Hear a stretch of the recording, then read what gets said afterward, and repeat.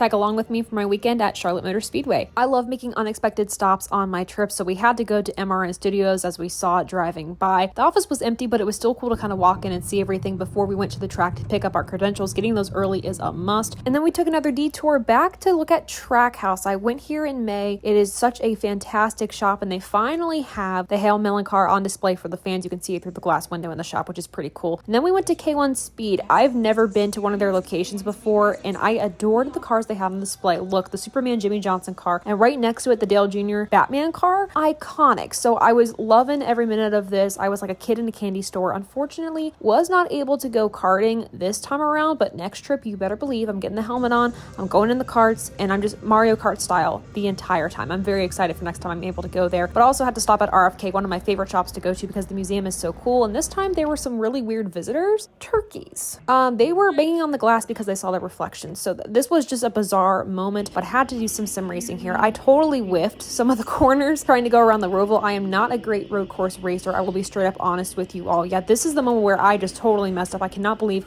I hung on to it and did not hit the wall going through the final turns. But yeah, this was a great experience to be able to do that. And then of course had to see this old Iowa trophy for the Nationwide Series. Hopefully we bring back a trophy like that. But then right after I was starving, so we went to Michael Waltrip Brewing. Very good. And then of course you have to get some dessert. So got ice cream at Handles. 10 out of 10 would recommend. Next morning, woke up pretty early to get to the track for a full day of media. Walked into the media center. I got ready for some press availability from the drivers before heading into the bullpen to talk one-on-one with drivers like Joey Logano. The eventual Roval winner, AJ Allmendinger, we were talking a little bit about what he's thinking of doing next year. And then of course his teammate Justin Haley kind of asked him about the 2024 schedule and his take on this car at the short tracks. And I actually really liked his response here because it's different than what I've heard from the other drivers. He actually likes how this car has been performing so far. So I appreciate how his take was a little different than what I've been hearing for the entire season. But then we saw the Xfinity Series drivers head to pit road, the crew's getting ready for the Xfinity Series race. Of course, drivers at driver introductions. I love seeing how they interact with each other behind the scenes. Then I headed back to the media center for the race to watch it all and ate a snack before heading back to pit road following all the action to talk to drivers like Josh Berry, Parker Kligerman, talking to the drivers that got eliminated from the championship fight from the Xfinity Series. Daniel Hemrick was one of them, but he had a flawless race. I watched all the cars go through tech before heading out for the night.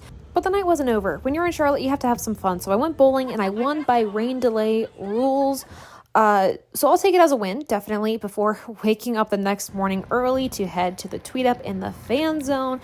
It truly was fantastic meeting so many of you and catching up with some friends. Right after that, though, back to work. I did a pre-race preview recording at the track, which I loved, before heading to the tents. And yes, I bought things before heading back to pit road and seeing this beautiful sight of just fantastic and beautiful sports cars. I had to get up close and personal and just kind of went down the row here. So please enjoy this video.